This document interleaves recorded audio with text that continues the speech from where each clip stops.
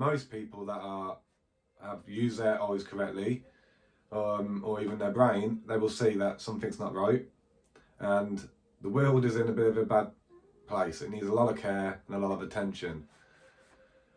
The road doesn't end here in 2021, and it won't end in 2022. It's going to go on for a hell of a long time. It's going to get very bumpy. But if we leave our minds in one state or base state, then we could be fighting this for a hell of a long time in a lot more of a struggling way. I've got to the point now, after the last 2 years especially, has been very, roller coaster, up and down, and I've learned a lot over the last 2 years. I've learned more than the last 2 years than I've learned in my whole life as far as I'm concerned. Now I'm pushing that aside, and immediately we're going to jump straight in to the Rosicrucian. Now that word I've known for most of my life, and never really looked into it, investigated that subject. I did a lot of investigation into the Masons and some of the other secret societies and branches that within, Gnostic teaching schools and things like that. I've learned a lot about religions over my long path of doing studies with religions, and I am still not religious, but I do believe in a lot of understanding now when it comes to the word God, or the truth of what they're talking about, the etheric energies, the astral planes, Yahweh if you want. And this is what it's all about. There's lots of things I do have a belief with, but that's not a religion as such. It's the idea and the truth as we are as a being. And this year has been a very amazing path because I accepted spirituality and understood a lot more about that. But the Rosicrucian, this might shock a lot of you. And it shocked me the more I looked into it over the last couple of weeks. I was specifically putting my effort into a different subject to do with the Cradle civilization. Was it really from the west or the east? Which they say is the east, but of course I'm looking further back at some of the Druids and the things that happened from Ireland, which I believe are the descendant tribes from Atlantis after Atlantis fell. And that's why they went around the world, to try and spread the knowledge and the truth of what we are as a being to all the other people that were still left after the Great Flood, which would have been more tribal people that lived up on top of mountains and stuff that might not have been affected by the Great Flood, going back 12,000 years ago plus. So, where we are today is, I found something that I really thought was very interesting and very important for everyone to see, because I do not keep things to myself. Now, I'm not going to go and run along and join the Rosicrucian, but this year's path is going to be a whole new thing, and a lot of it will be to do with the truth of a journey now, from my journey of getting rid of my life that I've been struggling to get rid of, which means, of course, drinking, smoking, these things I've done for my whole life. And as I'm entering the spiritual truth and believing it and knowing it, I am taking a lot more things seriously, and I will do them sort of little battles myself as I get to it. But I know the important side of where I'm putting my effort into video making and information to help others. I'm going to start a whole new fresh thing, and of course, like some of my idols I've always followed and watched, I've helped them in the past, and people have offered to help me when I'm doing my video making in the past. But I will eventually, when things are set up correctly during 2022, I will then make it so it's a professional thing, and I'll have whole new equipment, and I'll be doing a lot of travelling around different parts of, I'd like to say, the world, depending on what happens with their little travel pass. Of course, I'll never do that to the death, which is why I'll not travel if that's the case. But I will be doing lots of travelling around this country alone, England, UK itself, because there are many hidden truths around this country. And I am going to seek them truths and enjoy this path. The rest of my life will be based upon being like anthropologists, doing all the studies of different subjects, controversial subjects, and making it so they are not censored and removed by the big techs.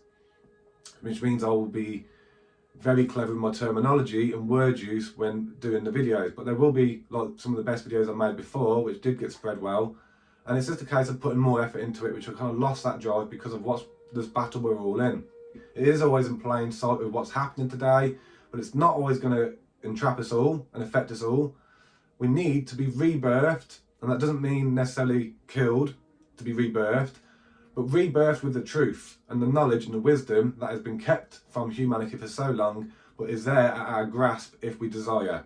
So the rest of the video, I know, is going to attract a lot of you to understand that some of these secret societies have to protect this knowledge because it could be destroyed. And maybe now the arms are open so much to society and people that, are out there. If it helps you, and then maybe that's something you might want to jump on. But either way, it's based upon on this subject, the truth about the being, the truth about our existence, our purpose, And helping others every single day will be my own little oath that I'll sign to myself that I'm going to do in some way or form. And I know that's information and knowledge and wisdom to many people, and it'll also be out on foot with other people, and of course in any other way that is seeked. And that's what it's about now, building a whole new community of people for me and the surrounding of what I need, which will then grow.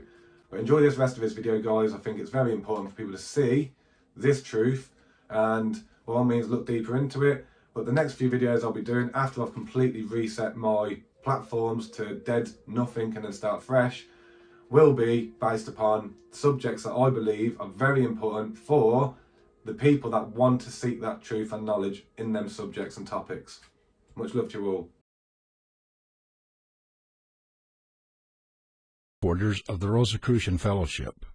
Work in the physical world requires physical means of accomplishment. Therefore, a tract of land was bought in 1911 in the town of Oceanside, 90 miles south of Los Angeles, California. Southern California was selected because of the abundance of ether in the atmosphere there, and this spot was found to be particularly favored in that respect. On this commanding site, having a wide view of the great Pacific Ocean, of snow-capped mountains and smiling valleys, we began to establish our headquarters in the latter part of 1911. Soon after this, we erected a sanctuary, the Pro Ecclesia, where the Rosicrucian temple service is held at appropriate times. The Rose Cross Healing Circle holds its meetings there to help sufferers, and it is the place appointed for the united mourning and devotions of the workers. In the latter half of 1920, we built an ecclesia which is designed to be a temple of healing. The building, a beautiful dome structure. Alongside the official religions, there have always been esoteric organizations who have devoted themselves to perpetuating their own spiritual heritage throughout the ages. One such organization is the Order of the Rosy Cross, whose existence was made public in the 17th century, but whose origins are more ancient.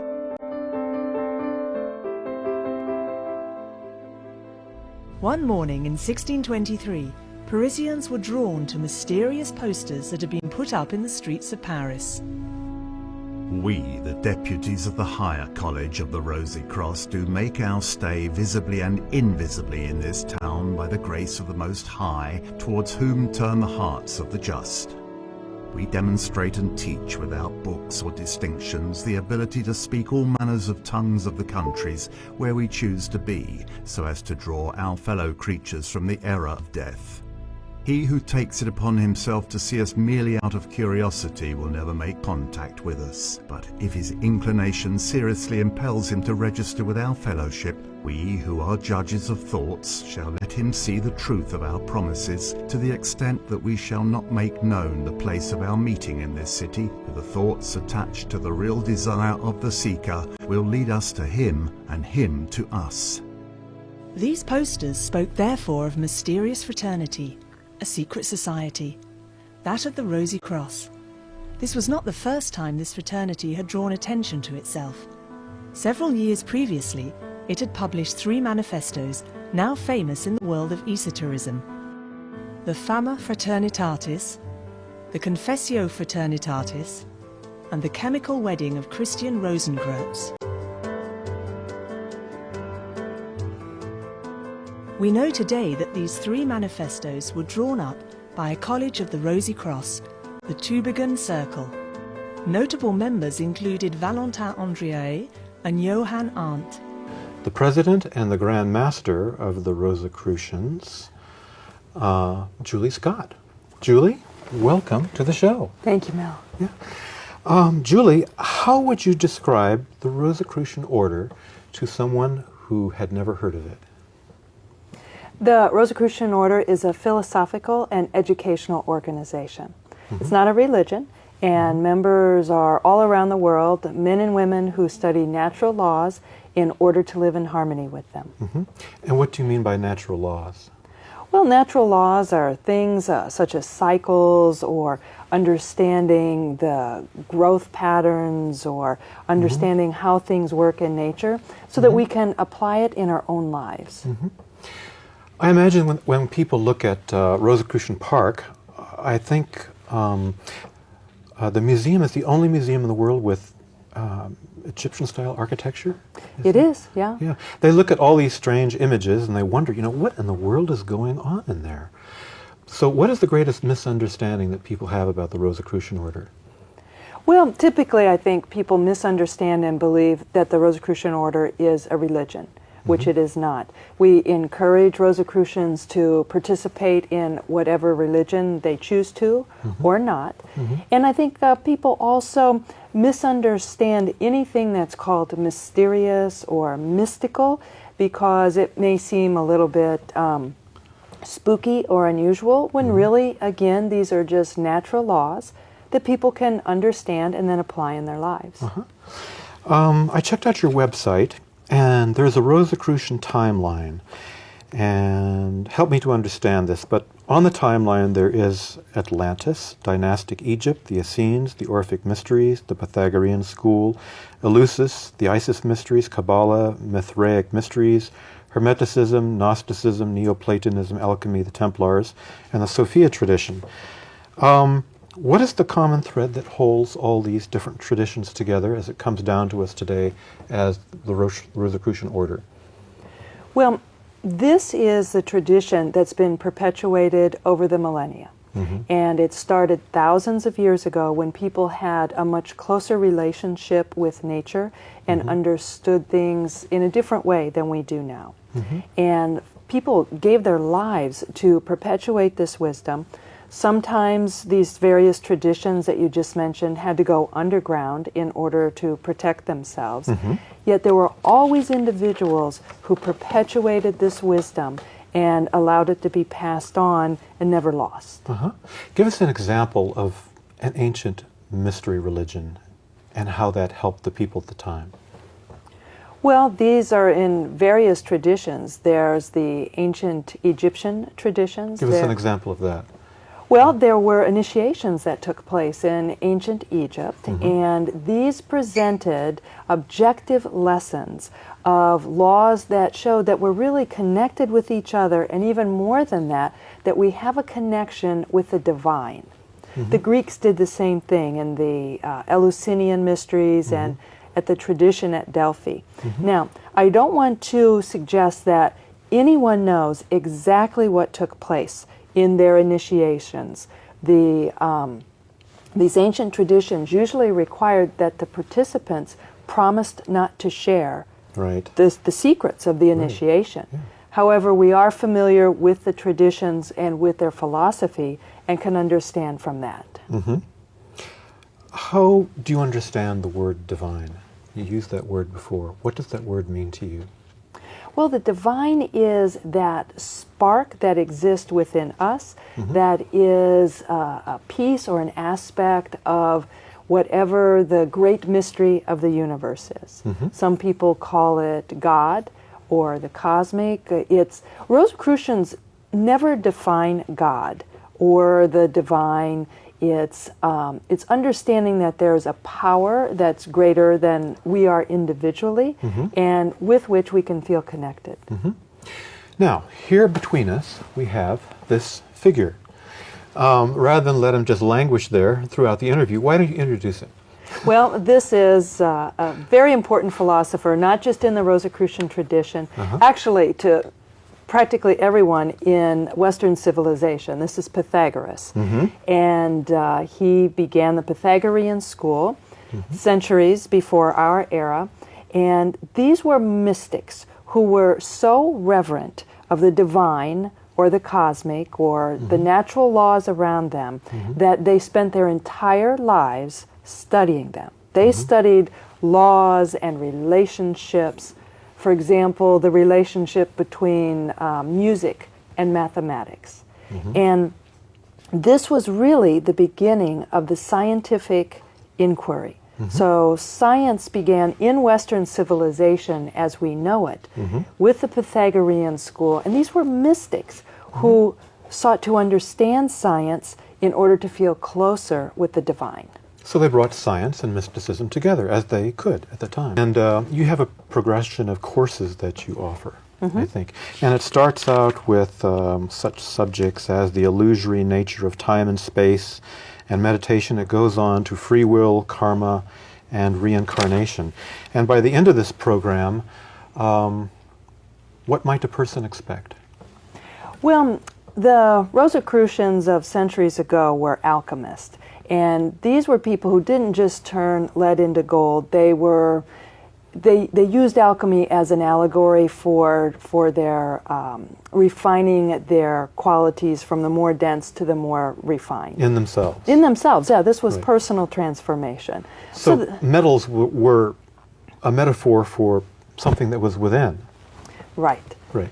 Yes, and so the idea is that as you're exposed to new ideas, to more than just the usual ways of perceiving, that you develop abilities that you may not have had before, that you open your mind to other ideas, to other cultures, and this adds not only to our personal growth, but also to understanding others and tolerance of other cultures.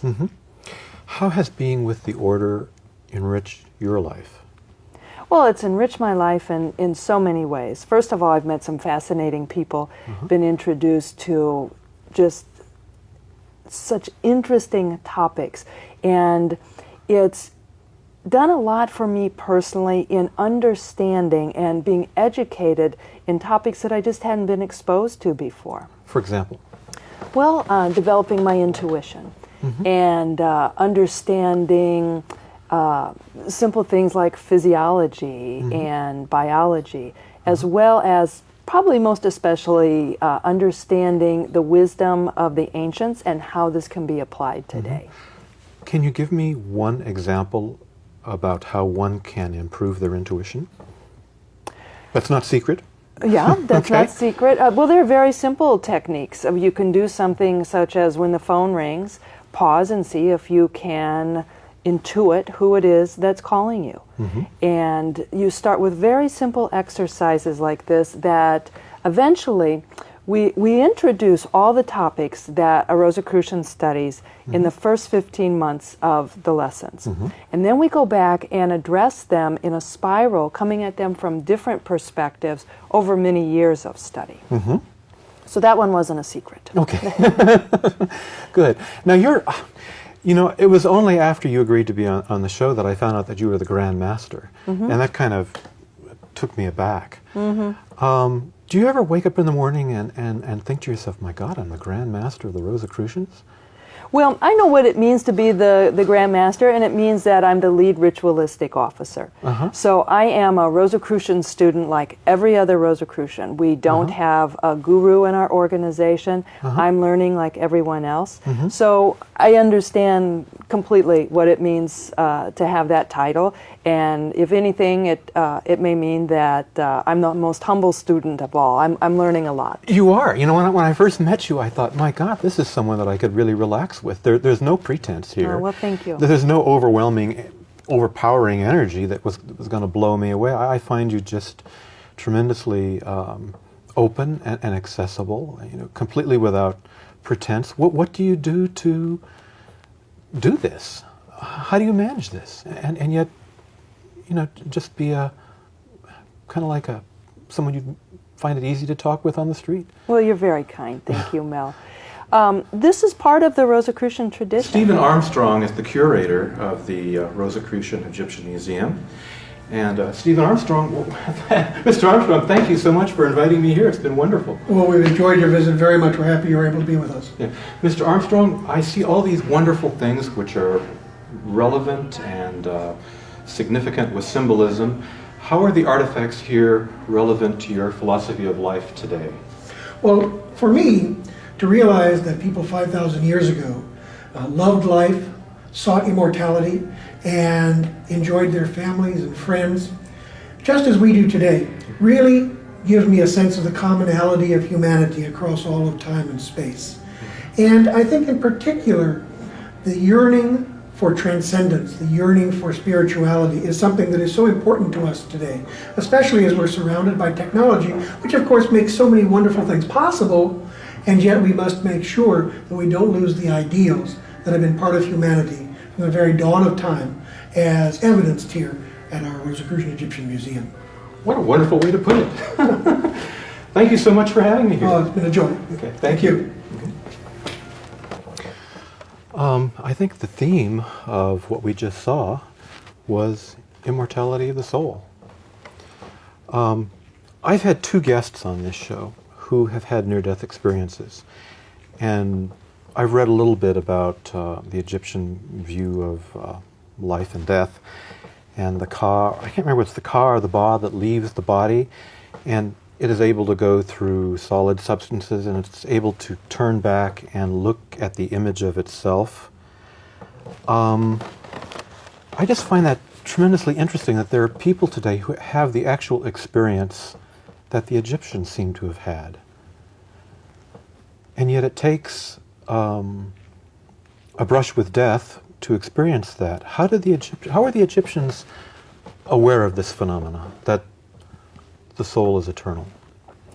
Well, that's a subject that a lot of people are very interested in and presenting different perspectives on. For some Egyptologists, they really don't give the ancient Egyptians a lot of credit for the complexity of their belief system. However, there are many today that are seeing the similarities with the shamanic tradition and the understanding of going to another plane of consciousness or another plane of awareness and returning with the ability to communicate just beyond what's in our local area to heal. And they understood the place that you went to after you passed on. It was a place called Dawat that not only was the place of death, it also was a place like an acorn has the potential for all of life. They saw it as that. It was also a place of incredible potential. So their belief system was actually very complex and very profound. And it included not just the two aspects of the soul that you mentioned, a total of 5 aspects of the soul that had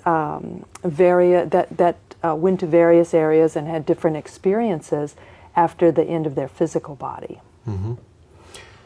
I have a lot of technical friends who, again, I keep bringing this up, but they pursue the scientific method, I think, to their own detriment, so that feelings suffer. And I think after a while, after you're going through the process of just, pushing feelings aside and, relying on so-called facts, that after a while, many of them don't know who they are anymore. Do you see that? I do. I see that in some people I know.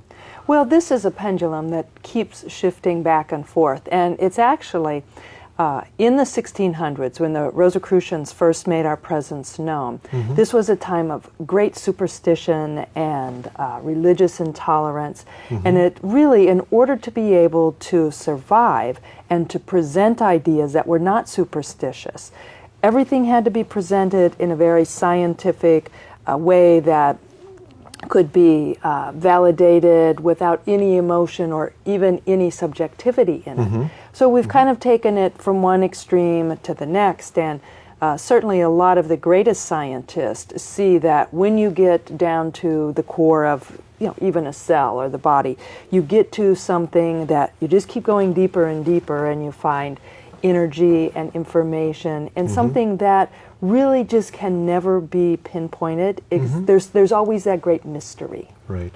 At the end of Rosicrucian studies, one comes to a knowledge, I'm told. And the knowledge is a kind of gnosis. It's a kind of knowing. And I understand it's not definable. But could you tell us something about it? Well, there really is no end to Rosicrucian studies. Even when we complete the lessons, that it takes many, many years to complete all the lessons and to participate in the various initiations which take place as you progress in our studies. Even then, we look at the earliest lessons again with a completely new perspective. So there is no, it's developing other ways of understanding beyond just the intellectual, and there's no end to that. Right. On your website there's an interesting quote from the Quran that I had to read it several times before I got it. The quote is, "And in the shifting of the winds and in the clouds that are pressed into service betwixt heaven and earth are signs to people who can understand. There are signs to people who can understand. And you, in a way, I think, provide that service. You provide a method by which people can understand. And it relies on intuition and the benefits of these courses you offer. And it relies on the student being open to learning. If we're closed and think we know it all already, no learning's going to take place. So Right. we participate in our learning. Julie, I'm so glad that you could be on the show. Oh, thank you so much. And Mel. you're wonderfully easy to be around. Oh, and, thank you. and the information comes easily, and you're a real credit to the order. I was expecting some overpowering presence. You're a wonderful person. Well, thank you very much. Thank you so much. Let this message, the path to attainment, serve as a beacon of light as you journey on the path towards the greater light. Attainment has a different meaning with every individual. Most people seek health, or love, or financial success. Some people seek fame. Few seek wisdom or the opportunity to be of service to the world. Most beginners in mystical studies are impelled by the same motives. They want to discover a way out of their difficulties. They want to understand the causes of unhappiness, loss, or failure. They seek new and better patterns of living. Few at the start seek only a great cause to which to devote their lives. These motives are human and natural. These motives inspire us to live, to seek experience, and to grow. In the search for some personal object, we frequently find our true selves. We learn of higher aims, and our lives are henceforth changed. We function on a higher plane. The personal goal becomes transformed. Through the search for personal health, we gain insight into the causes making for ill health. We become interested in the art of healing. Plato said that he who himself has suffered illness makes the better physician. Through the desire to conquer the agony of loss, through the pain of frustration, through the search for personal love, we learn to find the higher love, the love of God and humanity. To again quote Plato as he explained in the symposium, from the love of one, we learn to love the many. Through love of physical beauty, we learn to appreciate spiritual beauty. Personal happiness and contentment should lead to the higher life, but they frequently do not. There is a danger of being completely wrapped up in one's own concerns, so that one becomes oblivious of the world. Unless there is a tradition of service to the community or in the family, most people are wholly content with their own rather narrow pattern of living. Their personal friends, their private concerns, and resent the peaceful waters of their lives being troubled. However, it often takes a shock to compel the soul personality to question life and to grow in realization. Such shocks may include a personal disaster or a great emptiness in their lives, through frustration or failure. Recognizing that we are dual in nature, the mystic finds that through the humble and friendly attunement of the outer self with the self within, the immediate communion with God, the comprehension of all divine principles are made possible. If man does not know of the spiritual side of himself, he misses the purpose of his existence. Every student of mysticism who has studied the subject long enough so that mysticism becomes the light of one's life, that student will declare that through mysticism he or she has found peace, contentment, and self-fulfillment. No one truly understands life until the ancient wisdom has been studied. No one can know peace of mind until bewilderment, inner doubts, and perplexities are cleared away. No one knows true self-fulfillment until the real work in his or her life is known.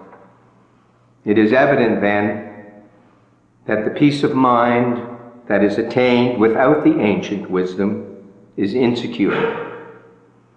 Any unexpected blow may shatter such a fragile peace. Such personal happiness is a house built on sand. The rains and floods come and wash it away. Fame is of brief duration. Frequently it amounts to no more than notoriety. Wealth may disappear overnight. In fact, there is not a thing that life on earth can offer that time cannot take away or changing conditions alter. Today, the cancer of materialism has engulfed much of the earth and its people, so that if the disregard of things spiritual continues unabated, a potential of disharmony will be accumulated. It is for this reason that as many teachers as possible are being trained on the earth plane. Listen when they come speaking words of wisdom. Their knowledge is being sprinkled upon the material plane like a gentle rain, which can be absorbed, and the truths of nature, which it brings, can be taught to mankind. They teach these things whenever it be possible, so that the seed may fall on fertile ground. A band of teachers must encircle the world with their knowledge, so that in the coming times of trial and tribulation, mankind will have access to the truth. Until the lightning bolt of loss strikes us, or we are afflicted with the sharp pain of suffering, we usually live in a sort of happy daze, or we waste our time and energy on innumerable unimportant things. We do not fully realize that only spiritual values are permanent. We do not have a correct perspective or a correct sense of values. The higher self is often relatively dormant. Do not therefore let the grief or loss or hunger that drove you to seek enlightenment conquer you. Consider adversity in the light of a blessing in disguise. Nature frequently uses brutal methods, sledgehammer blows, to awaken us from our lethargy. Those who have found the way, those who have but tasted of the fount of wisdom, consider the life lived before but mere existence. Those who are beginning to learn the love of God and humanity realize the joy and happiness in the new life that is emerging. All experience is valuable because it removes the veil from our eyes, rouses the slumbering soul personality, and drives us to a higher goal. Now that we have caught a glimpse of a higher vision, let no personal circumstances deflect us from our course. Let us vow to be ever firm, ever faithful, ever courageous. Let us try to rise above the distractions of our daily routine. Let us be undeterred by the obstacles that unexpectedly loom before us. Let us remain indifferent to ridicule, scorn, and amused contempt. Undeveloped human nature is petty, self-centered, and indifferent, if not hostile. As there are pioneers in every field of thought, so are there spiritual pioneers. The spiritual seeker is a pioneer insofar as personal experience and development are concerned. Our hope for mankind is for the mystical awakening, the realization of self individually and collectively, where unity with our Creator ultimately reveals our glory and illumination. Until then, we are just another amongst the homeless.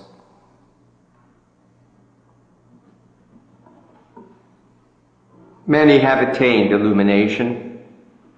Many are the initiates of every age. They have left their footprints in the sands of time. They have left a record of their experiences for our guidance and inspiration. Many are with us today, although we may not be aware of them. Many are working through varied avenues of expression. Even now, a few of you are becoming aware of the Master within. You have been introduced to yourself as you studied the teachings. You have taken this unspeakable revelation into your reservoir of feeling, cherished it in golden silence, and guarded it from all dark forces while it began to grow toward maturity. It has been an untouchable, indescribable glow in your interior, and you have been unable to share it, knowing full well that it can never be reduced to the dullness of intellectual ideas. This is an age of great opportunity. Opportunities for true attainment. Never before has so much help been needed everywhere. The world is in the birth throes of a new order of society. We witness daily the chaos and confusion of a transition period. Karmic and cyclic forces are tearing down whatever will not be in harmony with the spirit of the New Age. The New Age that we all must usher in is one of brotherhood and cooperation. The spirit of nationalism must be transformed into that of internationalism. Sectarian religions must become truly tolerant of one another. The religion of the future will be vital, universal, and the champion of social justice. Every religion begins with the noblest of ideals, but in the course of time, unfortunately, often becomes crystallized and formalized so that the original intent becomes almost completely obscured. Let me add, When you experience the divinity, the master within, your goal will not be religion. You will have reached the goal of all religions. As long as man continues to ignore the divine side of himself and the divine wisdom and highly specialized faculties and abilities that he has, as long as he refuses to use them or exercise them, he remains in all of his mental and worldly affairs nothing more than a creature of the animal kingdom. What wonderful fields of service are open to mystics. To teach people to see the absence of brotherhood in excessive nationalism and to prefer world fellowship. To teach people to see unity of all religions, to minimize the external differences and to concentrate on fundamental similarities for the sake of peace and goodwill on earth. In fact, in almost every field of service, vital reforms are necessary. In education, the child must become the central factor, not the system or the curriculum. Mass education must become more individual. An attempt must be made to awaken the child's own inner powers. The child must be educated for the life that will be lived in the world of today and the future. He or she must be educated for constructive work and for good citizenship. Although attempts are made here and there to train the child to correct attitude, to awaken latent powers, to train for character and citizenship, on the whole, education remains traditional, stereotype, and narrowly utilitarian.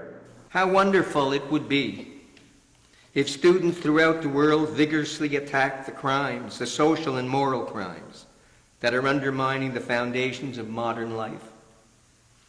Let each work in his or her own country. Let each work among their own people, their own religion, and their own community. The mystic student should be united in the champion of great causes, in their vigorous defense of all creation, whether human or animal or plant. The question may be asked, what have the abuses of modern life to do with mystical studies? The answer lies in the fact that mysticism is not a mere pastime or reading for recreation.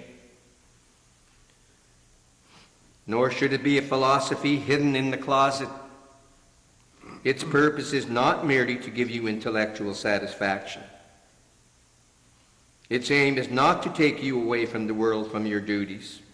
In fact, the aim is to make you even more aware of the world and what is going on. If we seek to know the mysteries of the universe,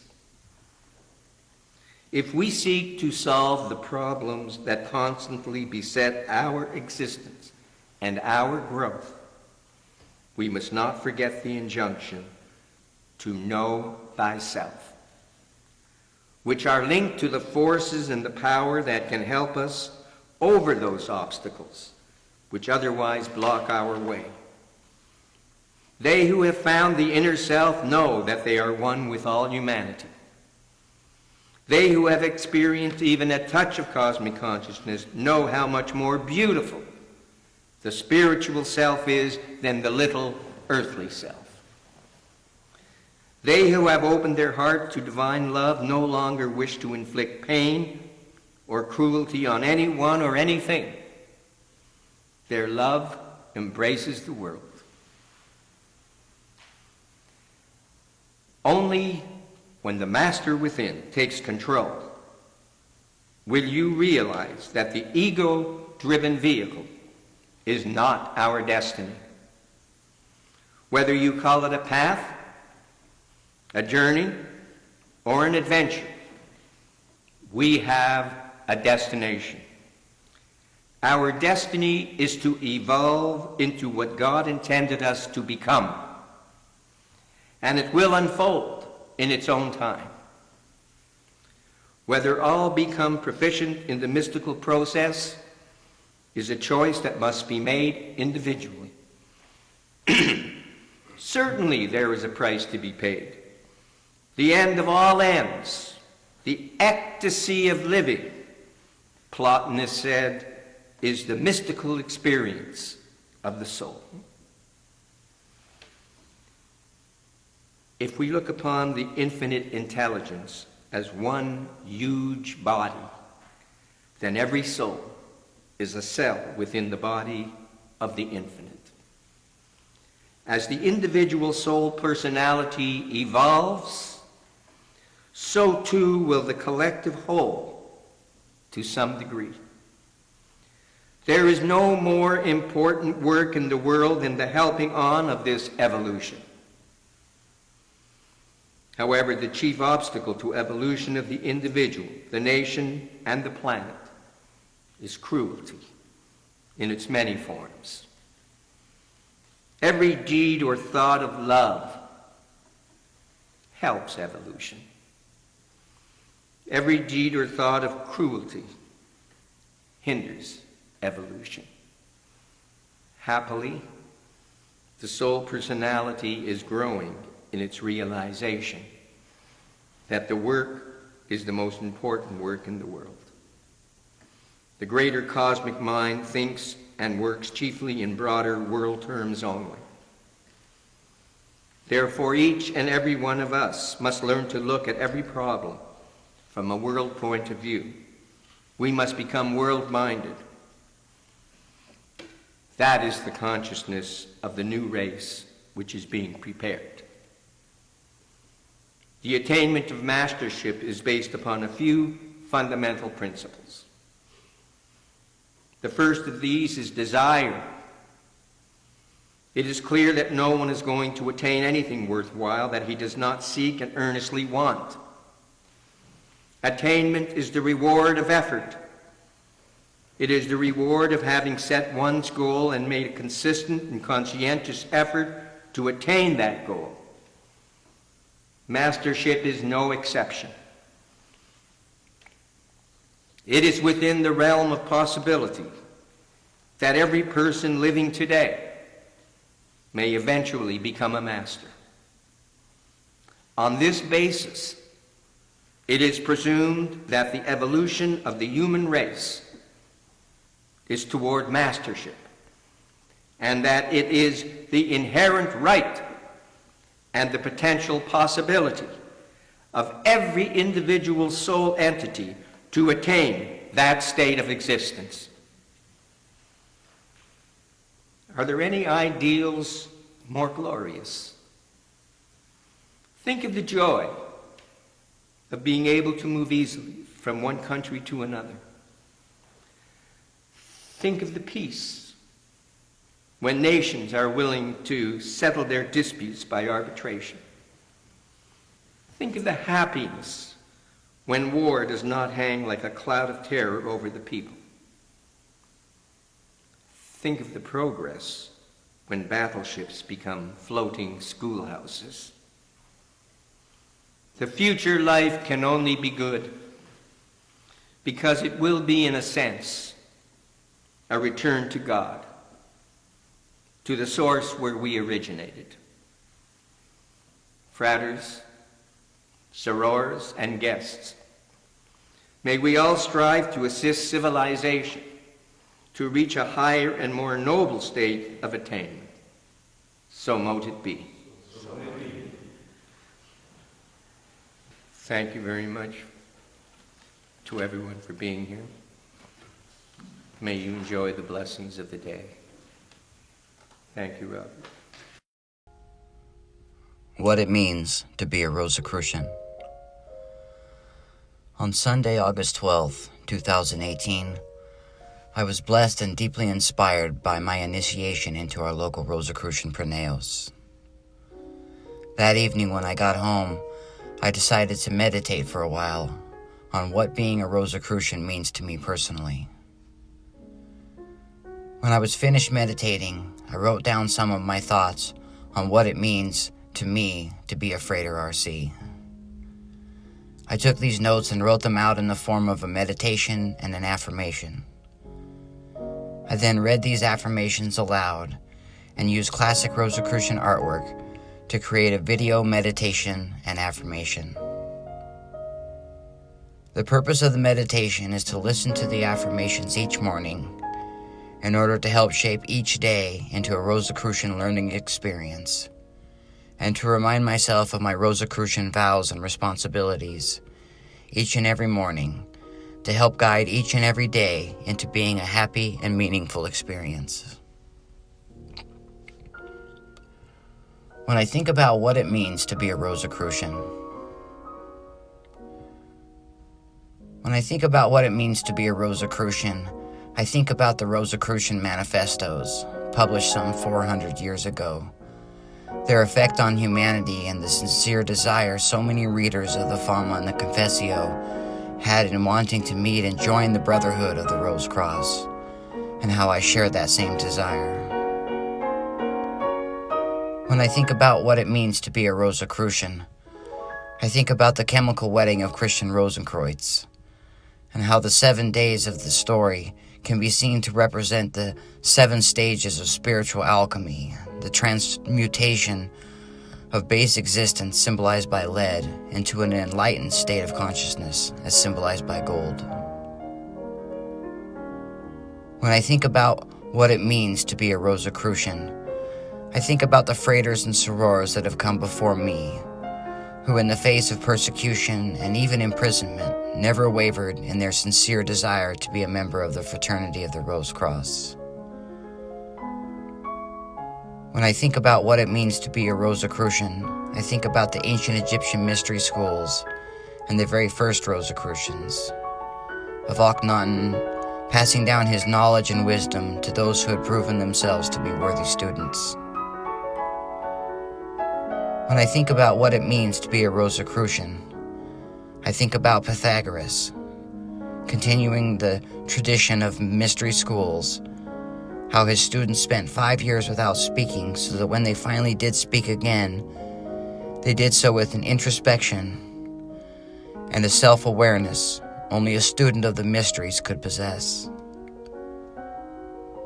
When I think about what it means to be a Rosicrucian, I think about the fraternal lineage of the Knights Templar, the Sufis, the Albigensians, the early Christians, Gnostics, the Kabbalists, and there being links in the same Gnostic chain in which Rosicrucians are an integral link.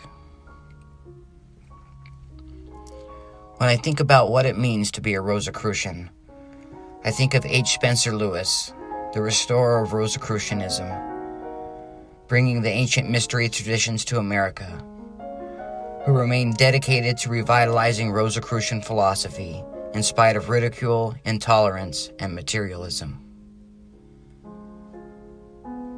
When I think about what it means to be a Rosicrucian, I think about Rosicrucian composers like Claude Debussy, who sought to express some of the Rosicrucian concepts and ideals through the medium of music. When I think about what it means to be a Rosicrucian, I think about modern-day mystics such as Stephen Armstrong, and modern-day practicing alchemists like Dennis William Hauck, and the French Rosicrucian historian Christian Rabis, whose book Rosicrucian History and Mysteries is an unequaled resource to anyone interested in Rosicrucianism. To share the title Frater RC with these brilliant and inspiring people is an honor, and I am indeed very privileged.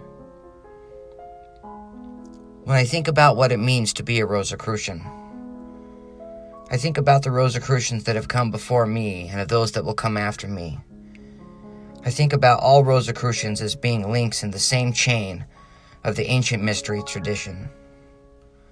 When I see FRC or SRC at the end of a name, that tells me I'm listening to someone who is honest, someone who is sincere, and someone who has the best wishes for all humanity as the basis for the words that they speak or write. To me, there is no greater honor than the title FRC. With the deepest level of gratitude, I sincerely wish to thank the ancient and mystical Order of the Rose Cross for carrying on this Rosicrucian tradition. With that same level of gratitude, I sincerely wish to thank the members of the Enneatic Star Proneos for teaching me about the value of being a part of a Rosicrucian fraternity, for initiating me into the Proneos and the ancient mystery tradition, just as they were initiated into the ancient mysteries themselves. I couldn't think of a better group of partners with whom I could share my spiritual journey. When I think about what it means to be a Rosicrucian, I think about the many ways that I can be a good example of what it means to be a Rosicrucian. I think about the legacy I wish to leave behind and the positive impact I would like to have on humanity as a whole. I can think of no greater honor than that of the title FRC. It is with great pride and honor that I accept this title, and also with great humbleness and humility. May I be a shining example to the world around me in all situations, and may I be a strong and solid link in the Rosicrucian chain each and every day.